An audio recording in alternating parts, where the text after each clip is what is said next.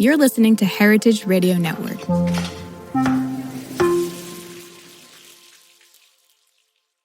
This episode is brought to you by Wisconsin Cheese. There's a reason when you think of Wisconsin, you think cheese. Cheese is a huge part of Wisconsin's history and future.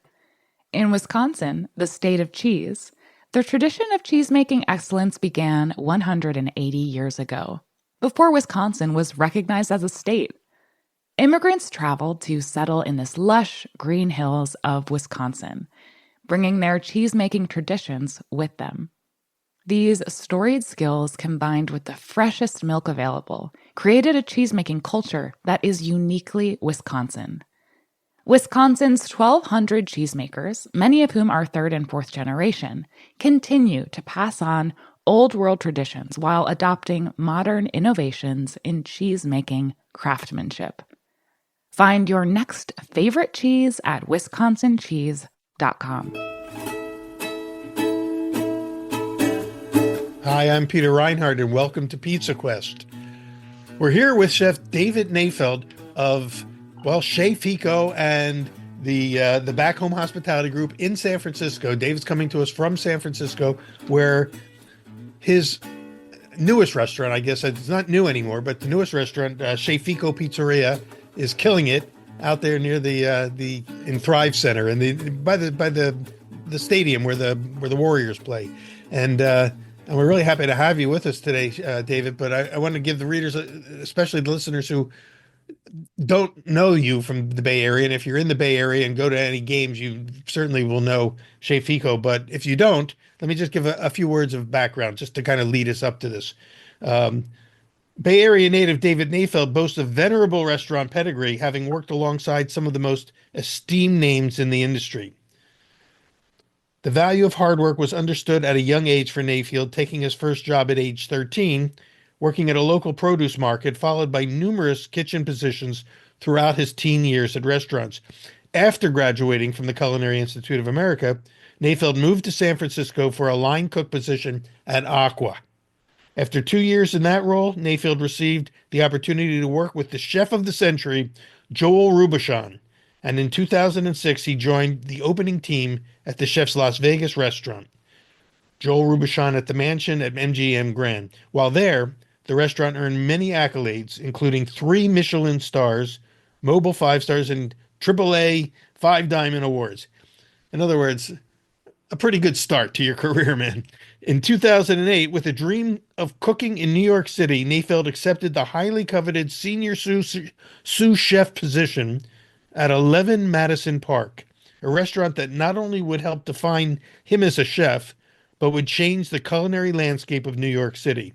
During his time working under Chef Daniel Hum, the restaurant received international acclaim and multiple awards, including the world's best 50 restaurants, numerous James Beard Awards, 3 Michelin stars, and 4 stars from the New York Times. I'm going to stop there, David, because that's just the prelude to where you're at now. This is like all the early stuff. This is you paying your dues, and it's kind of a dream list of cool places to have trained and become who you are, but it led to something else. So I'm going to just kind of let you kind of guide us a little bit and tell us, where did it go to from there, and how did you end up, after all this fine dining experience at Michelin levels, end up opening a pizzeria in San Francisco? Yeah, well, thanks very much for that. I appreciate it. So, I mean, I've told this story quite a bit before, so I don't want to take too much time talking about it. And anybody who really wants to kind of delve into that, I have an essay that I wrote for Esquire magazine about kind of going from working in 3 Michelin star restaurants to trying to perfect a bowl of pasta. But, I mean, what it all boiled down to is I was really chasing after some level of validation, not being someone who went to college or anything like that. And everything for me was about like measuring what was the best, what's the best thing, what's the best rated culinary school, what's the best rated restaurant, who's the best chef. Yeah. And I mean, the one thing I would say is I probably never craved eating at any of the restaurants I worked. When I got off of work from 11 Madison Park, I would go eat at Roberta's, or I would go eat at, um, you know, uh, restaurants that I found to be really incredibly delicious, and frankly, restaurants that I could afford. And I would go to Papaya King, I think, for hot dogs.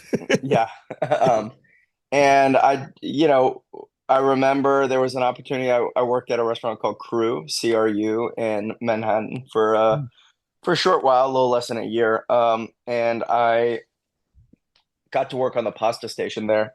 And I think that was really revelatory for me in the sense that I'd never worked in a fine dining restaurant that had a full-blown pasta station. I Mm. mean, they had a pasta tasting menu and everything like that. And I remember that being really the first time that I really wanted to eat every single thing that I was making, and that feeling just felt different. And when I left 11 Madison Park, I fully intended on, I went to Europe for a year traveling around, and I fully intended on coming back and opening a fine dining restaurant. And I kind of started down that path when I came back, and I think I just realized at some point everything that I had to say in the fine dining space felt derivative of something else I had done before, and it didn't necessarily feel like I had something original I was trying to say at that time. And at the same time, I was really thinking about what it meant to be an entrepreneur and a business person. Mm. And it became really clear to me that I wanted to prove, I'd already proved that I was a chef. I had already proven that I could work in the best restaurants in the world and that I could cook. The thing that I hadn't proven to anyone was the fact that I could be a businessman and that I Right. could return capital to people. And so all of those things, it was a confluence of all of those thoughts, and also the fact that I wanted to work in a restaurant that I wanted to eat at. And so for me, I kind of started a journey at that point. This was around 2014. Basically, just really wanting to delve into Italian cuisine, going to Italy 2, 3 times a year. I would go for as long as the visa would let me go. So I would save enough money doing some consulting for tech companies or doing events and things like that. I'd save a bunch of money and I'd go to Italy for 2 to 3 months at a time. And then once the visa was done, I'd come back home and I'd keep saving some more money, and then I'd go back and I'd go and I'd spend a few weeks in Naples stretching pizzas, getting some stupid accreditation which doesn't matter, or I'd go to a butcher shop in Puglia and work in a butcher shop with an incredible butcher that nobody's ever heard of, right? Like, or I'd go stretch dough somewhere in the north, right? And those things were like incredibly fortifying to me. And by the time I came back, I think I had a much more clear understanding of what I wanted to do. So I opened Fico in 2018. Well, And let me just go back to that time that you would go over to Italy. Were you what was it like when you were doing these? It's kind of like, stages and deep dives into other parts of your, skill set. Were you getting ideas? Were you keeping notes? Did you keep like a pad and go, here's what I want to do when I get back? Or did you just let it soak in and then kind of figure it out when you got back? yeah, it's funny. I'm of two separate generations, right? Like I'm of the generation of the notepad, and I'm also of the generation of the iPhone. And so I have a full shoebox full of notepads of, me working in restaurants. Frankly, you weren't even allowed to have your cell phone in your pocket.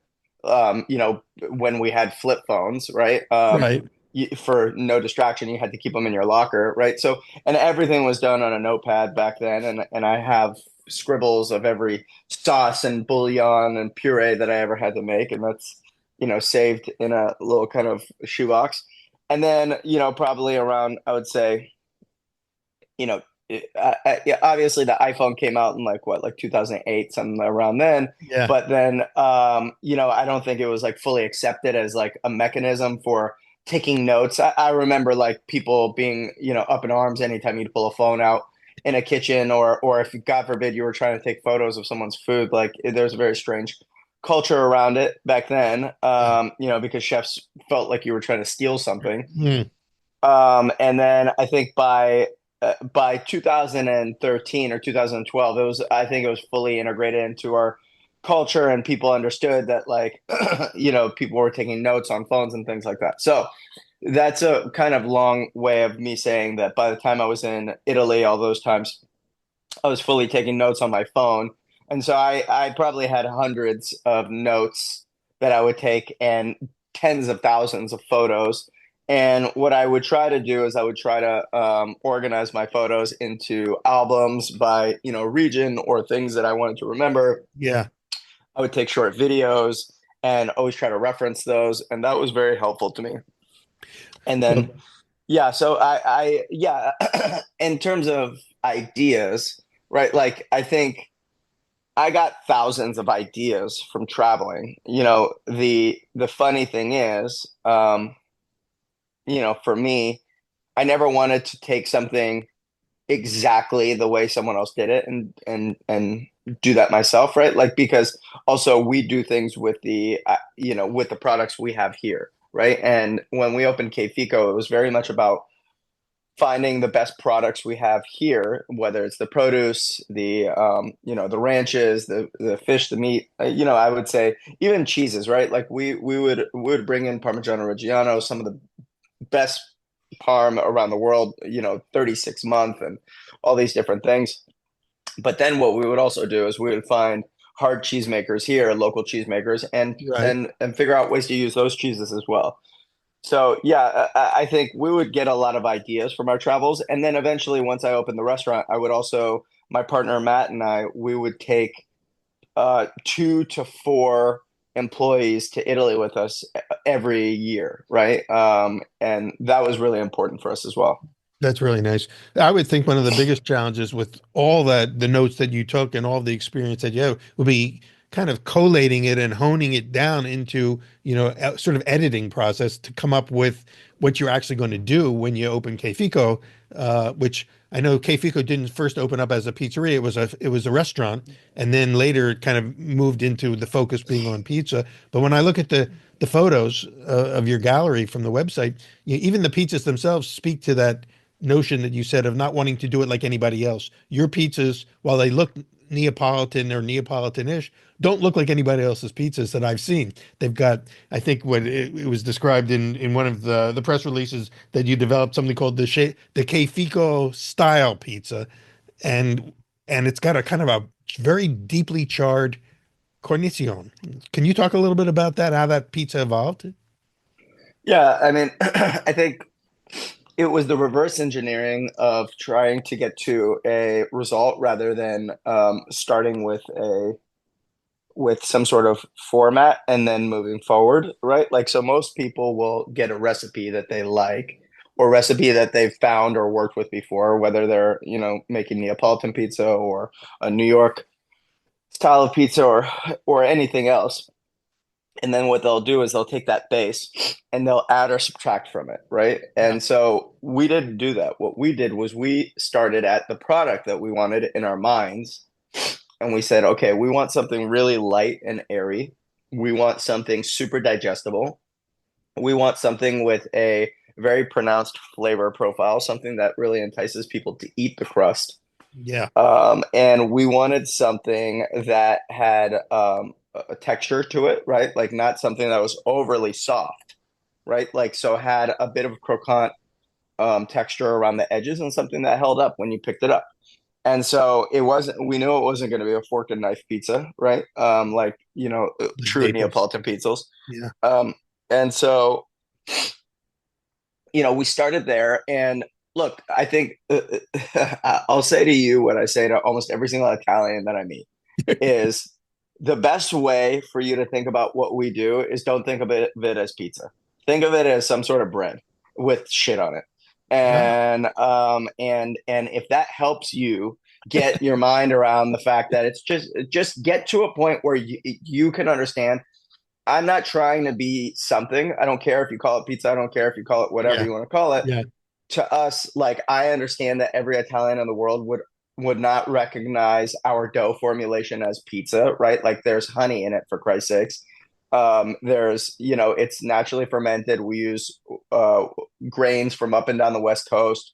We use like small mills, like very like more whole grains and things like that. And So I'm already that's getting a sense now, as you're describing it, a little bit about the formula, how different your crust is. You can't tell from the photo that it's made, what kind of grains it's made from, but you're kind of giving me now a sense of direction. And I know what you mean about like no Italian's going to recognize this, and certainly they're not going to recognize your pineapple and chili pizza because that would be a well, okay. So that would be a here's the bridge too thing. far. Yeah, well, you would think so, and it's funny because so I've been putting pineapple. So I've been eating pineapple on pizza since I was a kid, right? Like I'm born and raised in California, right? Like we ordered food from, Round Table Pizza, right? Like that was where we ordered pizza from. And then I had like a local spot called Laval's that we grew up eating. And also, actually, I have to shout out to the Afghan family that came here as refugees around the same time that my family came here as refugees, and they opened a place called New York Pizza, and we used to eat pizza by the slice there in Alameda, which was I actually thought like a very good slice back in the day, and they're still around today. That's great. But the thing is, yeah. So it's funny. Like we put pineapple on pizza at Che Fico, and it's something I really love and stand by. And every Italian would always swear it's like, oh, you could never do that. It's blasphemy. Right up until probably I would say one of the top five most famous pizzaiolos in all of Italy, Gino Sorbillo. Over the Uh-huh. summer, started ranting and raving about how he was going to do this super controversial thing and start putting pineapple on his pizza, which was hilarious. Um, so But I it's funny think, how people can change their mind from these very dogmatic positions to kind of like, oh, oh yeah, I get it. As soon as somebody who they recognize as famous or respectable, does it. So it took somebody probably like Gino to open the door for respectability for something that many of us have defended and loved for a long time. yeah, and look, I get it. My fiance is no hot fruit type of person. She doesn't really even like hot fruit and like pie or something. So I understand that some people don't like it, and culturally, I understand that that's not, a I'm troubled using the word authentic because it's authentic to me, but I Yeah. understand that it's not authentically Italian. And that's fine, right? Like I'm serving in San Francisco, California, and that's something that's super authentic to me and my journey to loving pizza.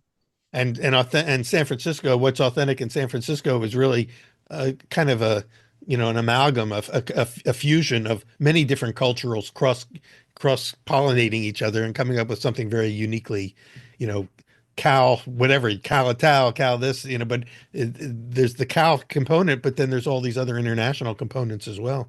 Yeah, sure. And for us, I think the thing that makes it like specifically Keifiko style is the fact that like we will get whole, beautiful, ripe pineapples. We will trim them down by hand. We will slice them paper thin by hand with a knife, right? And then we place every paper thin slice of pineapple on the pizza. And so to the point where like when people taste it, even the people who normally say they don't like it, like my fiance, for example, will say that they actually really enjoyed it, right? Because we do it with a specific type of balance and technical astuteness, right? We blend it with fermented Calabrian chilies where the sweetness and the spiciness kind of very lightly melt into the heat of the chilies, right?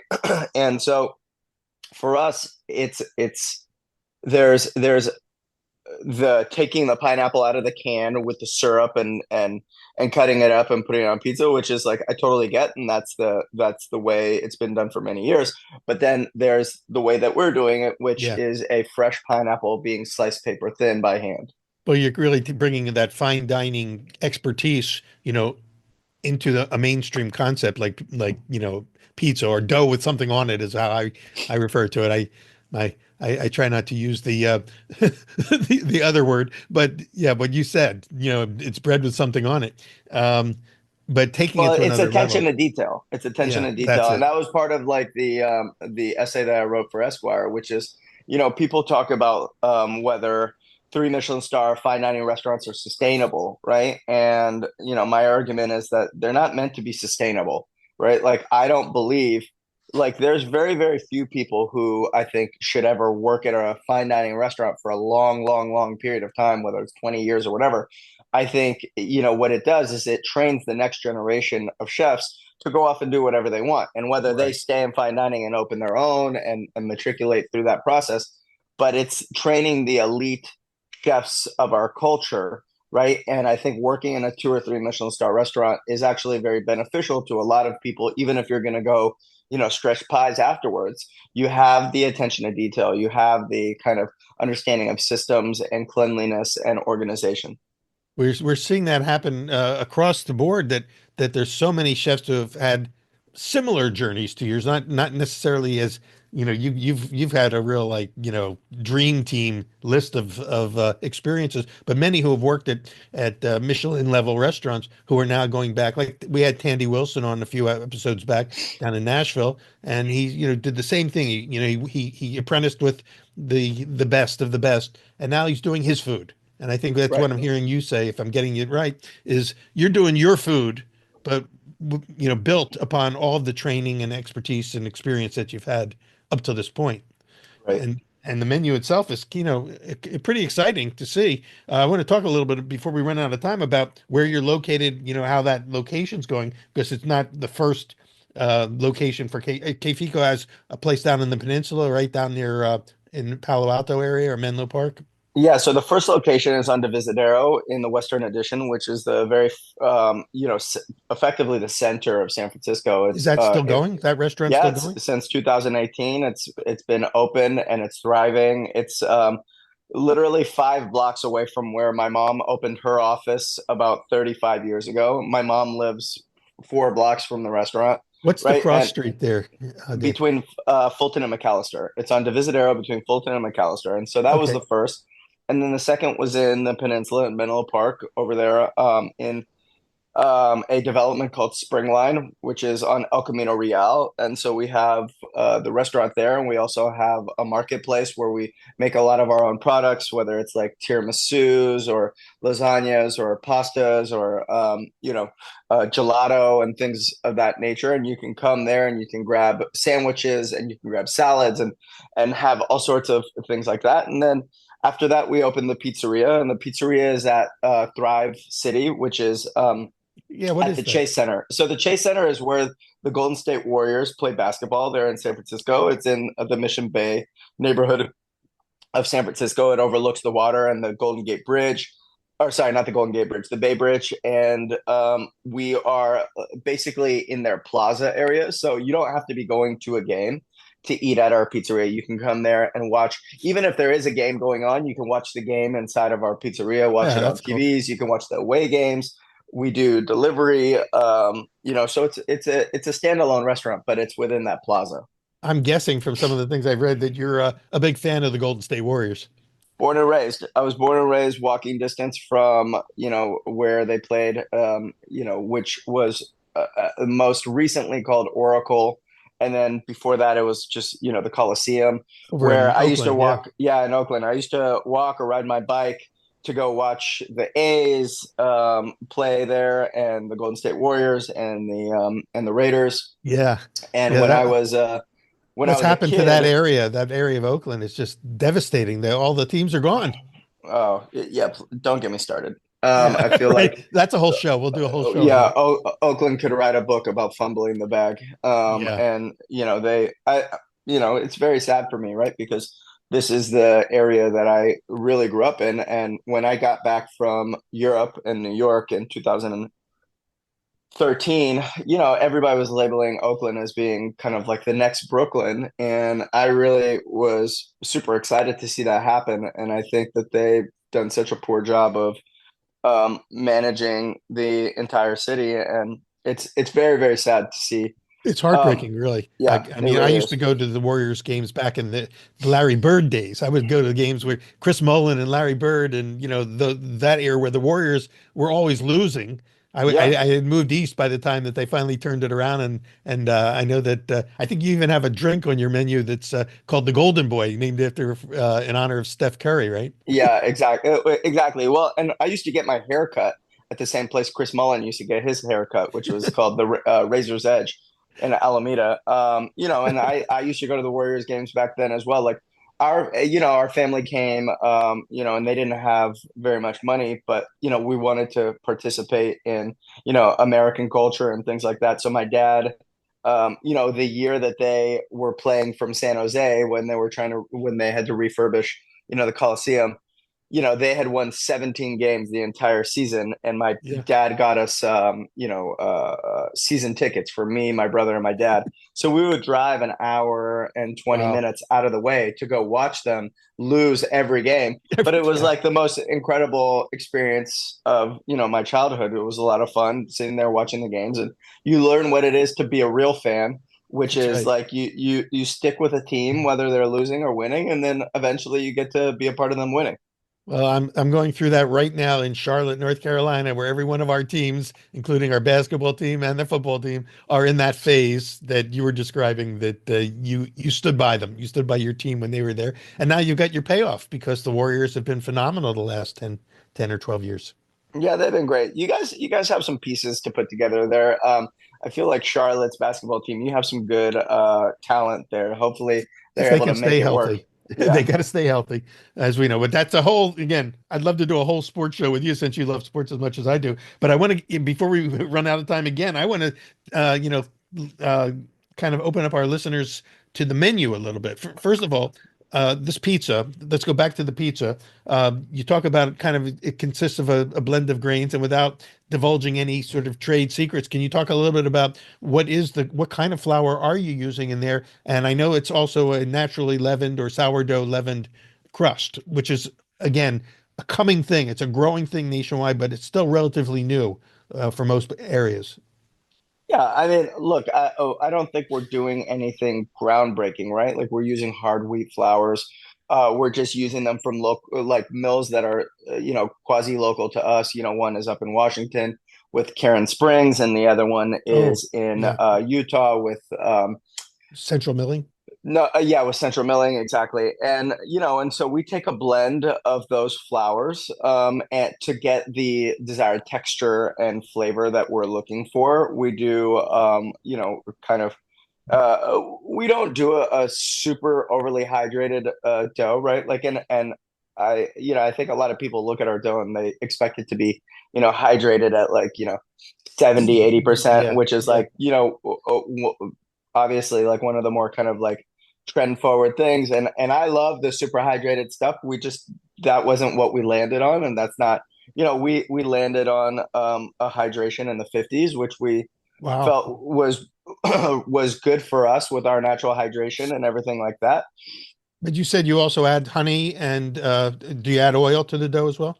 Yeah, we do. We have olive oil, extra virgin olive oil, and a local honey to the dough, right? To add as for both food for the mother, and also for color and texture, right? And Right. so those things benefit our style. I also think the way we stretch, right, like is important. The way we bake. I talk about, so at Kefico on the Visadero, we use a wood fire oven. We use a Kunta Napoli oven, and that's very much an art form, right? And Right.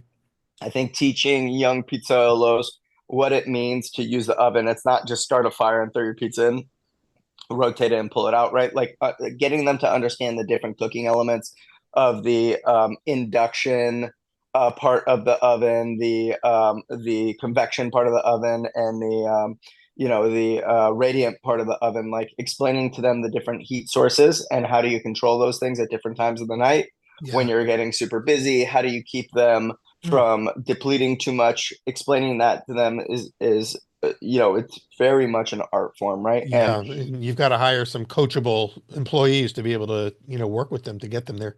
yeah, sure. And it takes time. It really takes a time and a love of what you're doing. With the pizzeria, we use the Pizza Masters, which I think is a tremendous product. I think it's really, really great, and it creates a lot of consistency. But once again, it's not something that's set it and forget it, right? Like you still need to understand how to make adjustments. You need to understand how to stretch the dough properly. You need to understand how to top the dough consistently. And making Are sure that, go ahead. are those gas or electric pizza masters? We're using, I think, electric in that Got it. space. So, I'm not married to them being electric or gas. I think they both work equally yeah, well. You just have to have enough electric output to your space. And that's it. You got I to have just the think has to, yeah, I think it just has to do on the construction that you're doing, which decision you make. So I'm going to get back to this in a second because it sounds like what you're talking about is possibly a scalable model that could be taken to other locations later on. But uh, before I do, I want to ask two things. One, how did you train, so to speak, or educate your clientele to buy into that supercharred cornicione that you've got the that almost looks like like a charcoal crust around the edge. Did that take any doing? Because when most pizzerias that I've been involved with, anytime with the regular clientele or the old guard, they see any little char on the bottom or on the side and they think you've burned their pizza. Yeah, that's a good question. I think two things happen, or maybe three things happen simultaneously. Number one is you had our early adopters, people who came in and they were like, "I love it," and they didn't need to be talked into it at all. They're people that just they're open to a new experience, and we got very lucky with like a few very special people who kind of talked about how much they loved our pizza online, and that really helped us tremendously. The second thing that happened was, you know, I think well, that was the second thing, like the tastemakers, like coming in and Yeah, basically saying to people who maybe, you had your early adopters who didn't need to be told by anyone. Then you had your tastemakers come in and then saying like, "Hey, this is really good. You should try it." And yeah, still, there was a number of people who were like, "No, that's not what I want. I'm not open to that." Third, what happened is over time, I think we started to do a little less char. Early on, we really went full on with the char, and that was something we felt like we needed to do to get the bake on the pizza that we wanted to get.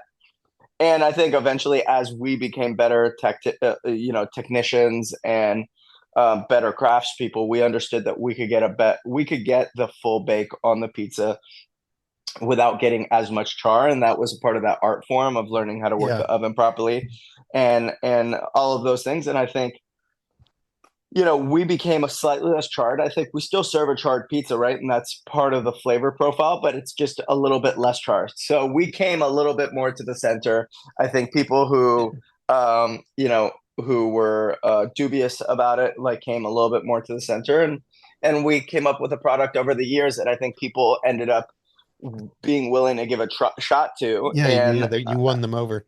yeah, Well, are the pizzas coming out of the wood fire pretty much the same as the ones coming out of the deck oven, the Pizza Master decks, or is there a difference? Can your regulars tell the difference between the two? well, I think the super regulars can. There's certain people who, funny enough, they prefer the Pizza Master, and there are certain people who I think prefer the wood, right? And it really depends. I think the main difference is at the pizzeria, right? Like we do a 14-inch pie and a 20-inch pie, and then we Yeah, also have a slice window. One of the nuances of the slice window that I think people just they may not put their finger on is that a slice window almost always is a two bake process, right? You have your initial bake and then you have your retherm, where people are walking around with this like super delightful, crispy slice of pizza. yeah, And it's probably in my mind the best version of of a slice of pizza because you've rethermed the bottom. It's super crispy. The yeah. hot is really hot. The top is really hot and delicious. And so I love a slice window slice. That's probably my favorite slice of pizza. And so that's a little bit different than what you get at Kefico out of the wood fire, right? And the wood fire produces something that's got a slight nuance of smoke to it.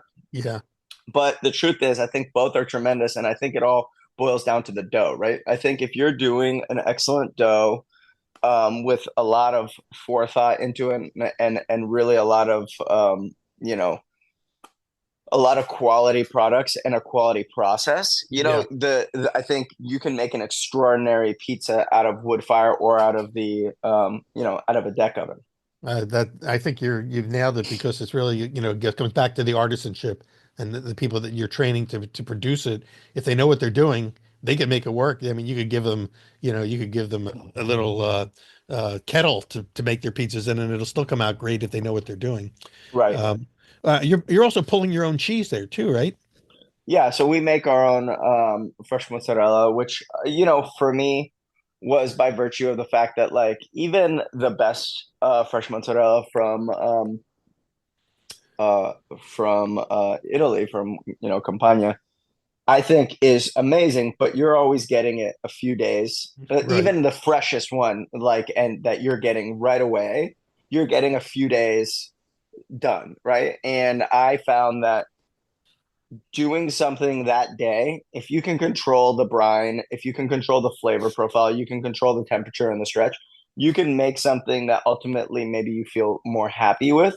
And that's not to say I think we make better mozzarella than like, the artisans who have been making mozzarella in Campania for generations. But I think that, I like the freshness of ours and the product that we get better than the one that we wait, at the best case scenario, 3 to 4 days after it's been made in Italy, right? And if I lived in a place like, New York, I remember we would get ricotta from certain places, which would make it daily. And I remember you could get, fresh mozzarella from, Arthur Avenue and places like that, right? Like Right. I would certainly consider doing that, especially, let them do the labor and they have the generational talent doing that. There's just not that availability here, so we make it ourselves. And I love our product. I think it's really, really special.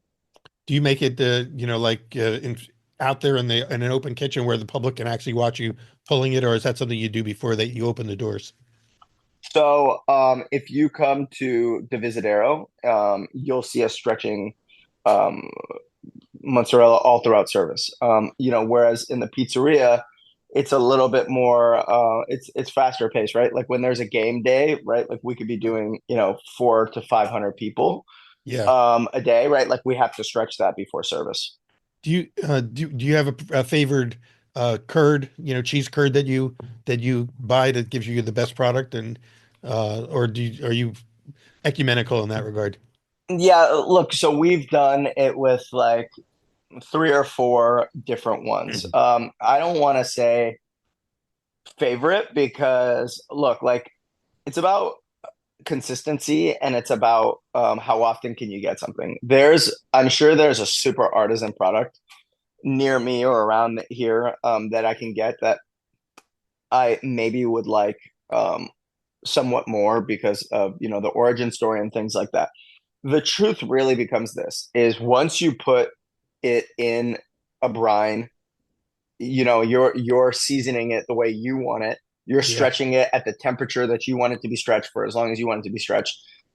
Any quality curd is going to come out well, right? And so for us, because we're a growing company, we need something that's a little bit more consistent. So we use grande curds, Uh, and we feel like they make a really, really good product, and they're a sure. very quality made curd.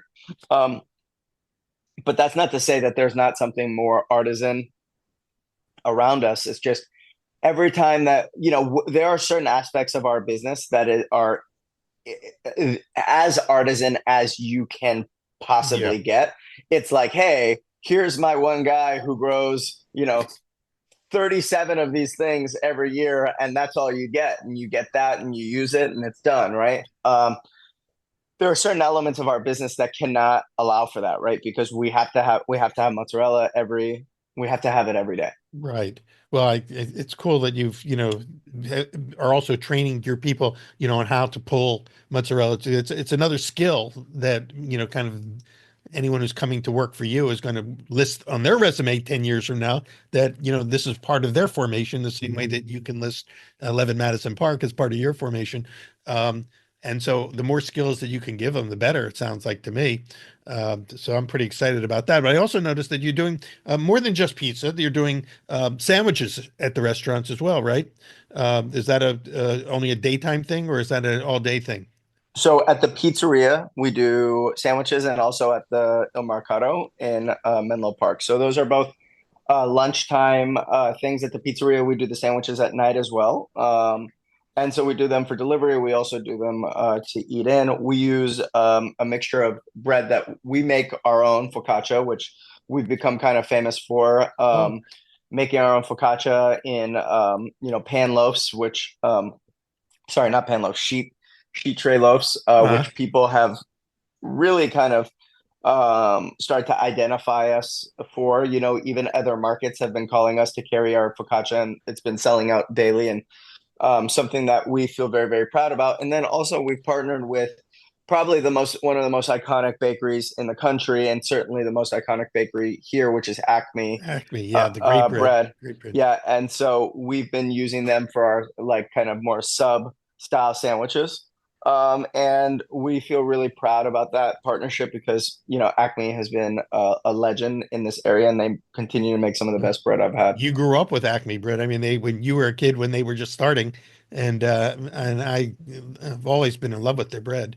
So you can't. It's hard to beat. I mean, you got a great bakery. Why, you don't have to reinvent the wheel when you got something that good in your backyard. Is Steve Right. Sullivan still baking? Still at the helm there? You know what? I think probably maybe not baking every day. I'm No, not no, exactly he sure. never was, but I mean, he was always there, the face of the bakery.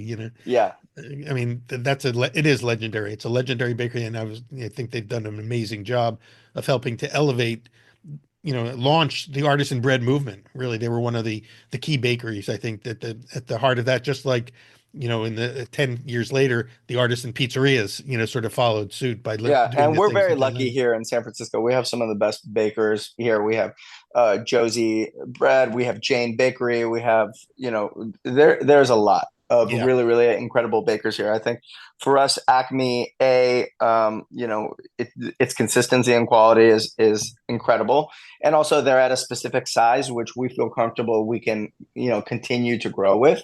Right, right. which is as you're growing a business, right, that becomes a part of the calculus, right? Like early on when you have one single restaurant, we talked about like kind of that super artisan element to it where, you can have a place that says like, cool, I can only make, 15 loaves of bread for you every day. And that's fine and that works, right? But as you grow, you need to keep levels of that artisan craftsmanship there, and you need to make sure that you're doing something that aligns with your ethos.